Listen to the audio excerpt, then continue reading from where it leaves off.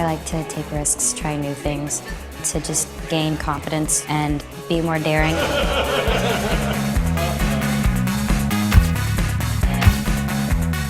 I do love the flare jeans, just because I wear skinny jeans religiously. So I'm really happy that we're gonna have a little bit of the flare 70s kind of look within the spring line. And then the pants. But I didn't want my clothing line to be just about me. I wanted it to be about my fans. They're independent, they're individual. So they can wear one of my cardigans and dress it with a cute skirt, or with pants, or with boots, or with flats. It's whatever they want to make it who they are. Ultimately, you should be dressing for you and no one else.